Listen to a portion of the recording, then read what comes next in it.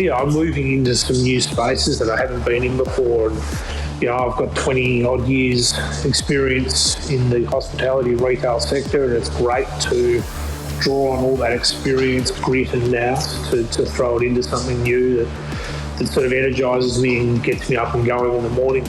We love on Dirty Linen talking to people who've carved an interesting pathway in hospitality. There are so many different sectors and ways that people can work and carve out the lifestyle and the business that they want. Our guest today has done a lot of different things. His name is Alastair Dobbs. He's been a restaurant manager, he's run a coffee company, and now he is at South Yarra Deli. Al, welcome to Dirty Linen. Thanks, Dani. It's a pleasure to be here. Really great to chat to you. So, of course, I think we've probably first intersected when you were running the pub down the road from me. Tell us a little bit about yourself and what you're up to these days. Sure. So, long story short, a hospitality and retail tragic for life. Started out running nightclubs, going through uni. Found I loved people, found I loved wine, wound up studying wine marketing and vineyard management, working at the Point and Langtons all the way back in the 90s and 2000s, for those that are as old as I am. And, worked my way through the industry, including major roles as head of retail for coffee, owning my own businesses, and most recently, like many of us, dancing and pivoting our way through COVID. So most recently, I suppose in the middle of the pandemic, found myself wanting a challenge that was a little bit more interesting than just marking time while we waited for COVID to pass by, and managed to have a couple of Negronis and a steak with my old friend Rabbi, who we'd worked together on and off for the best part of 20 years, and decided that there was an opportunity in the heat and serve meal space. The Botanical Hotel had to do the good old-fashioned pivot that everyone else had to do during lockdowns, and was doing these amazing meals out to their regular customers through the sliding door window on Domain Road. They'd been picked up by a couple of retailers, and Rabbi, in his infinite wisdom, thought, you know what, I think these have got legs in the retail space. And, a couple of Negronis later, in true hospitality fashion, I found myself peddling ready meals to our grocers here in Melbourne under the Botanical Hotel banner. Sort of, I suppose, about 6 or 7 months down the line of the Botanical Botanical Hotel meals, we were ranged into about 30 grocers across Melbourne, Ciclunas, Toscanos, Boccaccio, online aggregators like iPantry, Colab, Providor, and doing really well. At that point, we decided that this has got sort of more legs and bigger wheels than we thought it might have, and we should try and take it nationally. But we also decided that we should add some elasticity to the brand, and we moved these meals to South Yarra Deli by Botanical Hotel, and fast-tracked that, I suppose, another year. And we're at about 180 independent grocers across Australia, from Kalgoorlie to Tewantin in Queensland, and also most recently ranged into Woolworths Metro here in Victoria. So it's a very exciting place to be. It's a very dynamic place to be, and I think we find ourselves in a blue sky position that we wouldn't have been in if it weren't for COVID. Al, that is a really amazing rundown, and yeah, it's so great to hear how out of adversity can come a really dynamic and incredible business. It's, I guess, solving that dinner dilemma for people around the country. It's Rabbi Yanni, who owns the Botanical Hotel, as you say, you've worked together for a couple of decades on and off. He is very entrepreneurial, and it's amazing the power of the Negronis can really get those creative juices going. But I mean, there's obviously, must be so different from those early days when chefs making lasagna out of the pub kitchen and selling it out the front window to what you're doing now. It's there must be a lot of compliance. There's obviously different packaging. Where are you actually making the meals, and what have you learnt about this different way of getting food to people? Yeah, great question, and you're right. It is completely different. So, I suppose, for want of a better term, we villaged the first iteration, which was really just keeping the doors open, keeping 60-odd staff employed, but taking all that intellectual property, all that chef knowledge, and putting into these beautiful meals for two. So then along comes the broader, more national opportunity, which we tried once last year, and as Mike Tyson says, everyone's got a plan till they get punched in the face, and we took a bit of a bloody nose away from the first iteration of our attempt to go national, and what we learnt from that was that consumers want convenience in the shopping aisle as well as convenience in the kitchen. They really want a meal for one as opposed to a meal for two, and they had a particular price point in mind as well. We also learnt that when we're putting together a meal and a product for the retailer, we're really selling to three different communities. We're selling to the buyer of either the grocer or the group of grocers or the multi-store or whoever, or the Woolworths buyer. We're selling to the deli manager who may have been working for the store for 15 or 20 years, and we're selling to the end consumer. So it really was quite a large process to take, for example, a chicken leek and mushroom pie that had a butter puff pastry that was raw, that needed to be put in a fan-forced oven for 30 minutes to crisp up. We had to take that meal, turn it into a meal for one that could actually be microwave ready in 3.5 minutes. And so the work involved in, pulling that recipe apart and reprogramming it was really significant. We also commissioned some independent market and data research by a company called BDA to give us some really good insights into what the consumer's after when it comes to packaging, so what wins on the shelf. We did a lot of heat mapping and a lot of heat mapping work.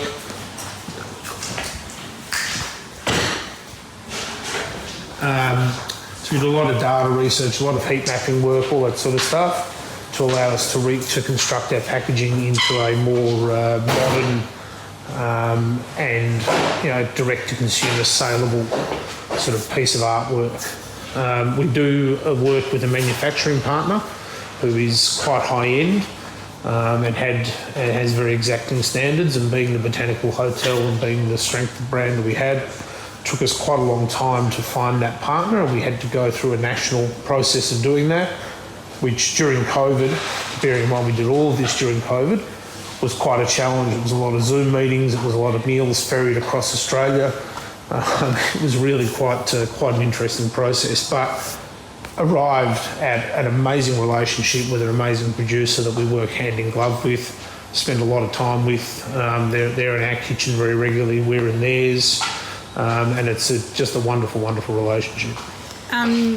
So one thing I will say is I was a bit alarmed when you said they were meals for two, and then I was relieved when you said they've changed to meals for one, because I polished off the shepherd's pie all by myself. Yeah. So No, meals for one. And I think that one of the big things that we learned from doing our market research was that it's not just dinner for one.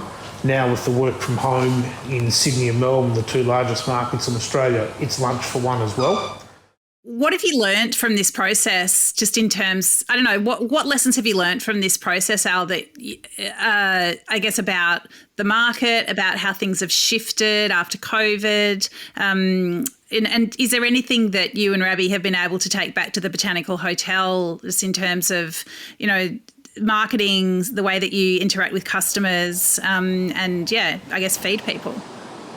What have we learned post-COVID? Certainly learned that the consumers' habits have changed permanently. There's no doubt about that when it comes to food. I had a lovely lady phone me from the Mornington Peninsula who bought our meals from Red Hill cellar and pantry and just said, oh, they're beautiful, they're wonderful, thank you so much. You know, since COVID, we're a bit old, we're a bit more elderly, we don't need to have anywhere near as much, but we buy ready meals, you know, for 3 or 4 nights a week. And she said, I would never have done that before COVID, but now we feel safer, more secure, and we know we can get a quality product, you know, amongst your meals and several other restaurants that have got into this space. So we know that their you know, consumer habits have changed, which I guess can be a plus for us and could possibly be a negative for bricks and mortar. So that's one thing we've learned. We've certainly learned a ton around interacting with supermarkets, with buyers, with what drives sales on the shelf, and how to engage with that side of the market. And that's been a pretty steep learning curve for us.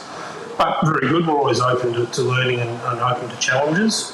You know, we always knew and you know, having both had our own businesses previously, if you've got a dream and a belief in something, you've got to stick to it, but you've got to keep that sort of pathway to that dream pretty nimble and flexible, because the bumps and knocks are going to come along the way, whether they be in the form of COVID lockdowns or freight issues, logistics problems, whatever it may be.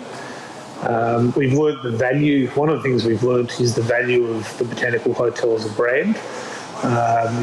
You know, we sell very well into Surrey Hills, Coogee, Wallara in Sydney, Cottesloe in WA, and the brand has recognition and traction there, and it shows, I suppose it reinforces, you know, what we know that investing in brand over the journey is super important. And whilst, you know, you may not see an immediate return when you protect your brand and you reinvest in your people and your product, you will over the longer journey. What have we? I'm not sure what we've learned that we bring back to the hotel, but I think the attention to detail that we've both always placed as professionals into product and people does transfer directly into taking product out of the bricks and mortar 4 walls and placing it on shelves nationally. So that attention to detail and that sort of passion that we've got does transfer. I'm not sure if that answers that question. Yeah, definitely. I mean, are there any dishes or recipes that you're surprised that they've gone so well, or conversely that they haven't done as well as you might have hoped? And have there been any dishes that you just have not been able to re-engineer for a ready meal? Certainly tuna mornay has been a real struggle. I think that's had about, I think we're about our 7th iteration of tuna mornay, and it didn't make the first cut, our first release. And as just a good old-fashioned Aussie, I thought making tuna mornay was really simple, but it turns out that when you're Sam Hopkinson and you're a really top chef, that the techniques that go into his tuna mornay are amazing, and my mum would never have known any of them, although my mum made a pretty banging tuna mornay. Those techniques were really hard to transfer to the manufacturing process. In fact, I think we're about to taste, I'm hoping we're about to taste our last iteration of tuna mornay and get it right and then go to market.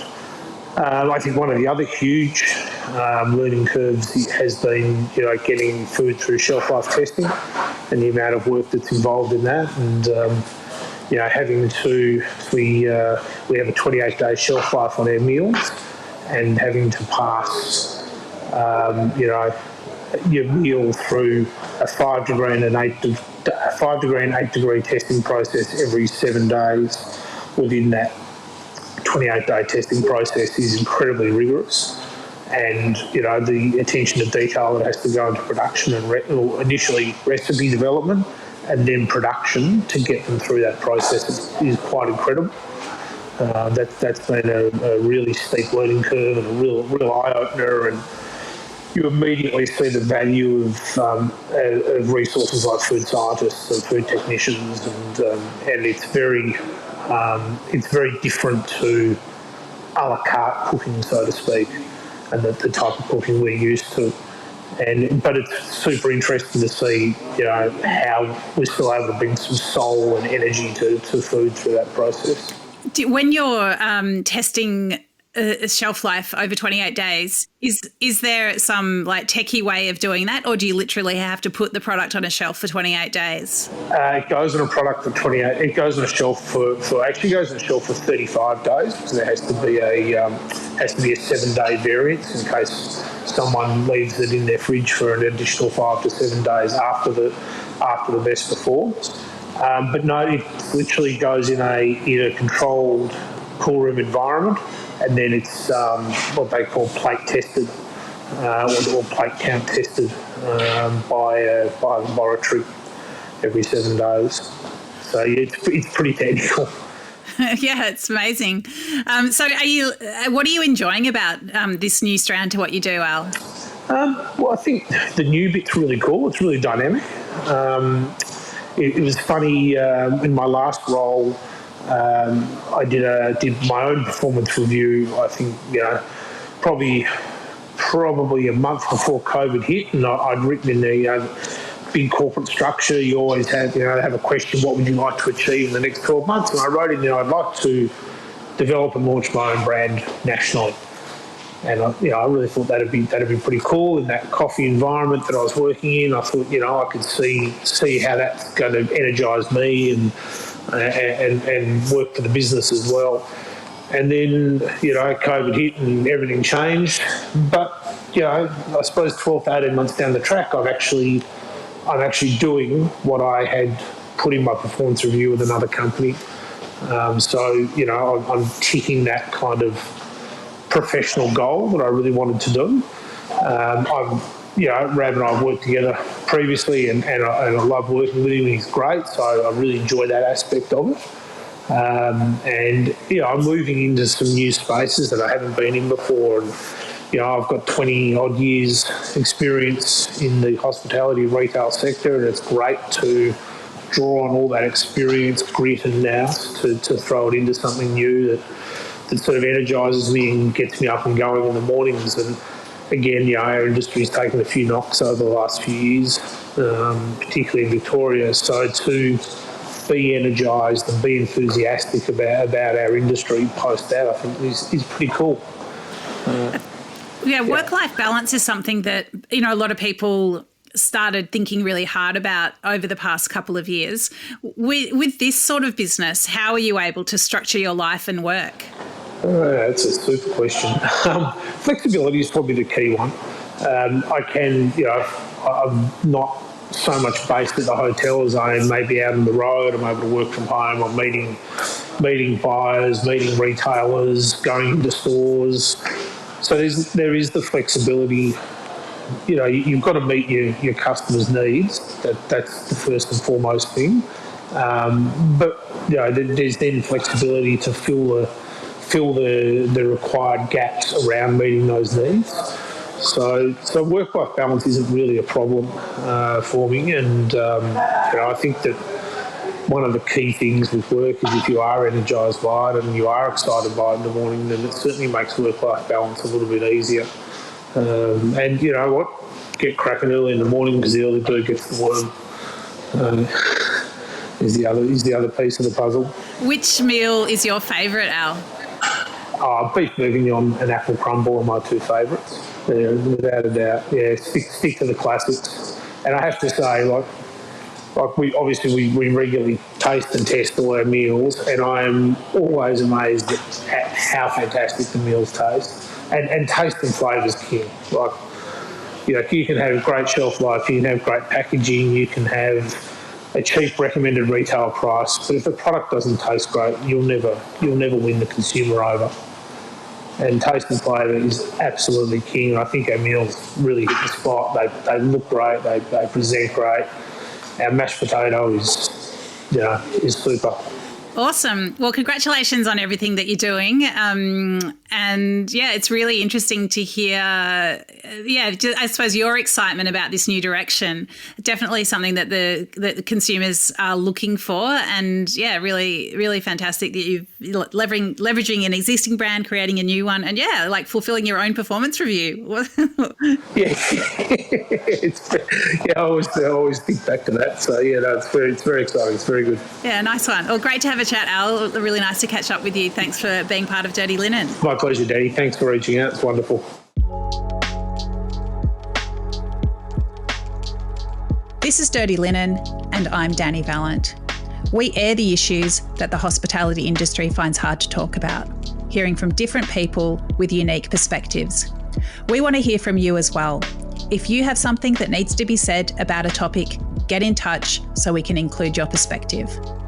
Contact us at dirtylinen@deepintheweeds.com.au or hit us up on Insta at Dirty Linen Podcast.